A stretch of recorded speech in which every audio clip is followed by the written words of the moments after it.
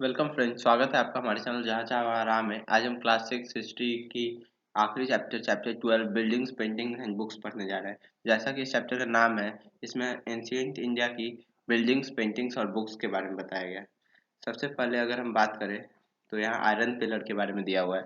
अगर आप कुतुब मीनार के पास देखिएगा तो एक मेहरौली में दिल्ली में आयरन पिलर है जो कि 7.2 मीटर हाई है और 3 टन के ऊपर इसका वेट है। जो ऑलमोस्ट 1500 साल पहले बना था चंद्रा नाम के रूलर द्वारा, जो कि गुप्ता डायनेस्टी के थे। और इसकी खासियत है कि इसमें आज तक जंग नहीं लगा है।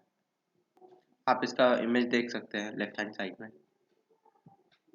फ्रेंड्स, अगर हम मेटलर्जी के बारे में बात करें तो काफ़ी इंडियन आर्कोलॉजिस्ट और इंडियन मेटलर्जिस्ट जो थे एंशिएंट, वो लोग काफ़ी एडवांस थे उस जमाने के हिसाब से। और वो लोग ब्रॉन्ज बना लेते थे कॉपर और टिन मिला के, और भी काफ़ी कुछ। तो यहाँ पे एक साइड में बॉक्स में इंफॉर्मेशन दिया हुआ था।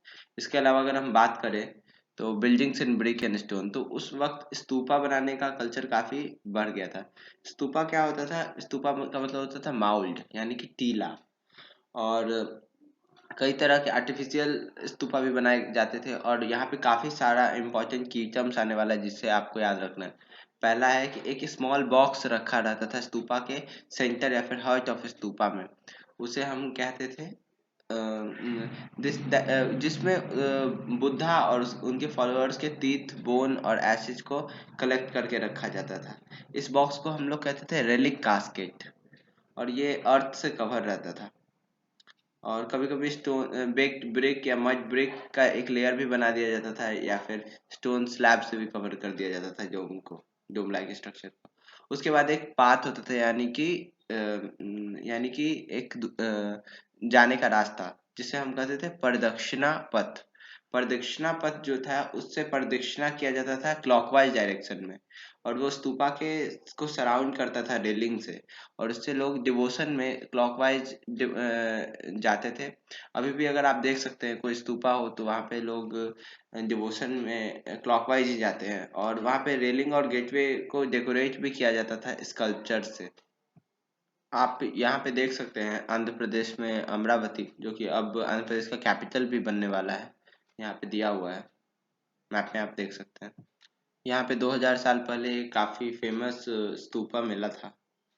उसके बाद अगर हम लोग अर्ली हिंदू टेम्पल की बात करें तो सबसे ज्यादा टेम्पल जो थे वो विष्णु, शिव और दुर्गा माँ के लिए ही बनते थे।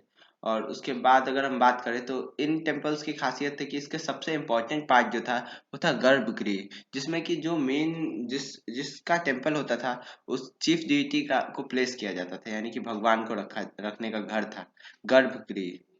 सबसे अंदर गर्भ में रखा जाता था, गर्भगृह में।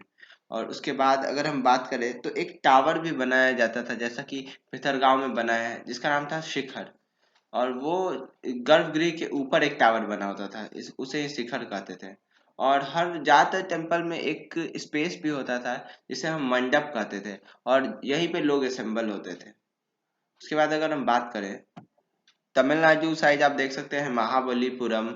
और लेफ्ट हैंड साइड में आप देख सकते हैं वेस्टर्न घाट में जहाँ चालुक्य लिखा है उसके जस्ट ऊपर ऐहोल है। यहाँ पे काफी फाइन आर्किटेक्चर मिला था टेम्पल्स का। उसके बाद अगर हम बात करें तो कई स्तूपा बनाने के लिए कई बार किंग और क्वीन को काफी महंगा पड़ता था, क्योंकि काफी कुछ करना पड़ता था, ट्रांसपोर्ट करना पड़ता था, पहले निकालना पड़ता था पत्थर, और भी काफी खर्चा आता था। लेकिन कई और क्राफ्ट पर्सन को भी पे करना पड़ता था, तो मगर इसके लिए कई लोग गिफ्ट भी देते थे डिवोटी जब आ जाते थे स्तूपा घूमने। तो और उसके बाद कई आइवोरी वर्कर भी का एसोसिएशन भी था, जैसा कि सांची में आप देख सकते हैं एक ब्यूटीफुल गेटवे बना है। और कई तरह का डेकोरेशन भी होता था उन सब बिल्डिंग में। उसके बाद ज़्यादा कुछ नहीं है इसमें। उसके बाद अगर हम पेंटिंग्स की बात करें तो अजंता केव में काफ़ी मोनेस्ट्री थी, जो कि बुद्धिस्ट मॉन्क के रहने की जगह थी। वहाँ पे ऑलमोस्ट 1500 ईयर्स को काफ़ी तरह के पेंटिंग्स का रिमेन मिलता है। और ये इनके आर्टिस्ट तो अननोन है, मगर ये पेंटिंग्स काफ़ी ब्यूटीफुल है। उसके बाद अगर हम बात करें बुक्स की तो इपिक होती है जो लॉन्ग कंपोजिशन होती है और ग्रैंड होती है। ये सबसे अगर यहाँ पे हम तमिल एपिक की बात करें तो एक सिलप्पा दिग्राम नाम का एक एपिक था, जो कि इलांगो नाम के इंसान ने लिखा गया था।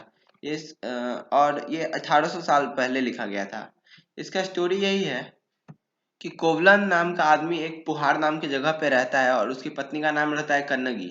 मगर वो एक नृत्यकी माधवी नाम की नृत्यकी से प्यार करने लगता है अपनी पत्नी को छोड़कर। और कन्नगी जो और कन्नगी जो होती है वो पुहार छोड़ के मदुरई चली जाती है। जब जब कि कोवलन पर चोरी का आरोप लगता है पांड्या किंग के द्वारा, और कोवलन को डेथ सेंटेंस दे दिया जाता है। लेकिन कन्नगी जो है वो ग्रीफ और एंगर में पूरा मदुरई सिटी को ही डिस्ट्रॉय कर देती है, क्योंकि उसके साथ इनजस्टिस हुआ रहता है। उसके बाद अगर हम बात करें एक और तमिल एपिक की, तो यहाँ पे मणिक मेघलई है जो कि सातनार लिखत है, और ये भी ऑलमोस्ट 1400 ईयर्स अगो। और ये कोवलन और माधवी की एक बेटी हुई थी मणिक मेघलई, उसी के नाम पर इसका भी नाम है मणिक मेघलई। हालांकि ज्यादा हम लोग को इसका ये नहीं जानना है डिटेल में, मगर फिर भी एक रफ आइडिया। उसके बाद मेघदूतम जो कालिदास ने लिखा था, ये एक पोएम था, लव पोएम था, जो कि मैसेंजर क्लाउड को मैसेंजर ऑफ लवर के तरह दिखा रहा है, और ब्रिज को, और कैसे ब्रिज जो है वो क्लाउड को नॉर्थवर्ड कैरी करके ले जा रहा है, इसी के बारे में दिया है। आप डिटेल में पढ़ लीजिएगा। उसके बाद अगर हम बात करें ओल्ड स्टोरीज की, तो पुराण, जिसका आप नाम सुने होंगे, पुराण का लिटरल मीनिंग होता है ओल्ड। और कई तरह के पुराण कई देवी देवता के बारे में होते थे, जैसे विष्णु, शिव, दुर्गा, पार्वती। और ये पुराण जो है वो कोई भी सुन सकते थे, विमेन और शूद्राज भी, जबकि वेद सिर्फ अपर क्लास सुन सकते थे, जैसा हमने पहले पढ़ा था। मगर पुराण सबों को पढ़ना अलाउड था। उसके बाद दो काफी फेमस संस्कृत एपिक्स थी, महाभारत और रामायण। आपको पता ही होगा, महाभारत जो है वो कौरव और पांडव की कहानी थी, जिसमें वो लोग कजन रहते हैं, और वो लोग हस्तिनापुर के थ्रोन के लिए फाइट करते हैं, और 1500 ईयर्स अगो ऑलमोस्ट ये लिखा गया था। और पुराण और महाभारत दोनों जो है वो व्यास ने ही लिखे थे, और भागवत गीता जो है वो महाभारत का पार्ट है। उसके बाद अगर हम बात करें रामायण की, तो रामायण तो राम की कहानी है, जो कि कौशल के राजकुमार थे, और उन्हें वनवास भेज दिया गया था। उनकी पत्नी थी सीता, और जिन्हें लंका में रावण नाम के राक्षस ने किडनैप कर लिया था। उसके बाद राम ने बैटल करके उन्हें वापस लाया था अयोध्या, और कौशल में फिर विक्ट्री मना था। उसके बाद महाभारत जो है वो भी बाद में ही लिखा गया, और वाल्मीकि को माना जाता है संस्कृत रामायण का ऑथर। उसके बाद कई ऑर्डिनरी स्टोरी भी होते थे, जैसे जातक और पंचतंत्र। पंचतंत्र में एनिमल्स की मदद से अच्छी कहानियां सुनाई जाती थी, और जातक जो है वो आमतौर पे आपको स्तूपा और पेंटिंग में दिख जाएंगे अजंता के। उसके बाद यहाँ एक मंकी किंग का स्टोरी दिया हुआ है, आप पढ़ लीजिएगा डिटेल में। ये भरूच में मिला था, जो कि सेंट्रल इंडिया में है, वहीं के एक स्कल्पचर में मिला था स्तूपा पे। उसके बाद कई बुक साइंस पे भी लिखे जाते थे, जैसे आर्यभट्ट जो मैथमेटिशियन और एस्ट्रोनॉमर थे, उन्होंने आर्यभट्टियम लिखा था, जिसमें उन्होंने बताया था कि दिन और रात जो है वो rotation of earth on its axis के कारण होते हैं, जबकि ऐसा लगता है कि सूर्य उग रहा है या ढल रहा है, मगर असली में धरती ही घूमती है। उसके बाद कई अदर मैथमेटिशियन और एस्ट्रोनॉमर थे, वरा मेहरारा, ब्रह्मगुप्त, भास्कराचार्य। उसके बाद अगर हम बात करें जीरो की, तो किसी इंडियन ने इसे इन्वेंट किया था। ये ध्यान रखिएगा, आर्यभट्ट ने जीरो इन्वेंट नहीं किया था, किसी इंडियन ने किया था। उसके बाद अगर हम बात करें आयुर्वेद की, तो आयुर्वेद में दो सबसे फेमस नाम थे। आयुर्वेद एक हेल्थ साइंस है जो एंशिएंट इंडिया में डेवलप हुआ था, और दो काफी फेमस नाम है, चरक जो फर्स्ट और सेकंड सेंचुरी के, और सुश्रुता जो फोर्थ सेंचुरी के थे। चरक संहिता लिखा था चरक ने, जो मेडिसिन की रिमार्केबल बुक है, और सुश्रुत संहिता लिखा था सुश्रुता में, जिन्होंने सर्जिकल प्रोसीजर के बारे में बताया। और चाइना में 1900 साल पहले पेपर चाई लुन के नाम से एक इंसान थे, उन्होंने डिस्कवर किया था, इन्वेंट किया था। और उसके बाद वो कोरिया चला गया ऑलमोस्ट 1400 ईयर्स अगो। उसके बाद जापान चला गया, और बगदाद में जब पता चला तो वहां से स्प्रेड हो गया यूरोप में, अफ्रीका में, और अदर पार्ट ऑफ एशिया में। उसके बाद आई होप आप सारे एक्सरसाइजेस कर ही लीजिएगा, और कोई डाउट हो तो आप कमेंट सेक्शन में डाल सकते हैं। किसी भी चैप्टर में कोई डाउट हो तो उसके कमेंट सेक्शन में डाल दीजिएगा, जब भी आप ये वीडियो देख रहे हो।